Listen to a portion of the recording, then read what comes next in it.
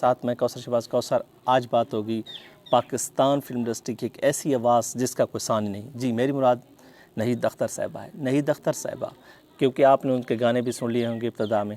نہید اختر صاحبہ وہ سنگر ہیں جن کے بارے میں میڈم نور جہاں صاحبہ نے کہا تھا کہ اگر گلا تبدیل ہوتا تو میں نہید اختر سے کرا لیتی۔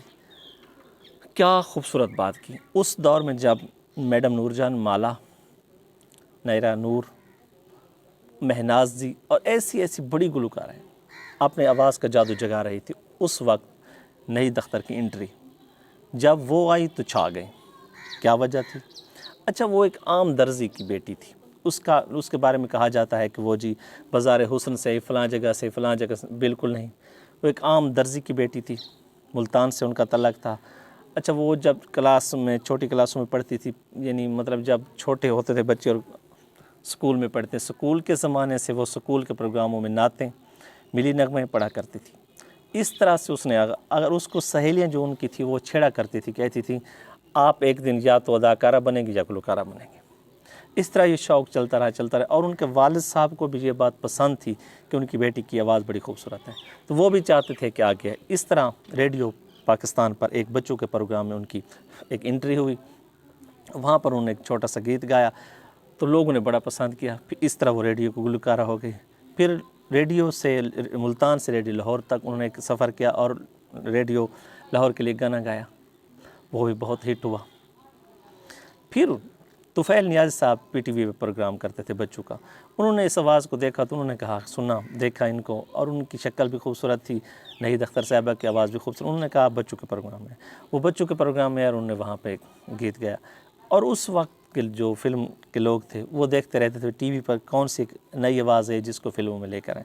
اچھا، یہ تمام لوگ بھی نہیں، فلمی لوگ جو ہوتے ہیں نا، یہ نئی آوازوں کو زیادہ استعمال نہیں کرتے، پرانی آواز، لیکن موسیقار احمد اشرف جو کہ برِ صغیر کے مانے جانے ایک ایسے موسیقار ہیں جو نئی آوازوں کو لے کر آئے، بہت بڑے گلوکاروں کو لے کر آئے، تو انہوں نے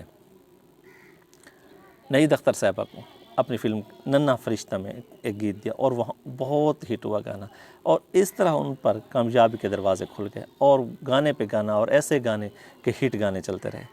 بہت خوبصورت دور گزر رہا تھا کہ اچانک بہت سارے سال گزرنے کے بعد اچانک وہ سکرین سے غائب ہونے لگے، یعنی تقریباً 15 سے 20 سال گانے کے بعد وہ سکرین سے غائب اور اچانک غائب ہونے لگے۔ لوگ ان سے پوچھا گیا، ان کے قریب سے، انہوں نے کہا ان کی طبیعت کا مسئلہ ہے، لیکن اصل میں انہوں نے شادی کر لی تھی۔ کچھ لوگ کہتے تھے کسی سیاستدان سے شادی کر لیا، انہوں نے ان کو اغوا کر لیا، فلاں بہت ساری چیزیں، لیکن ایسا بھی نہیں تھا۔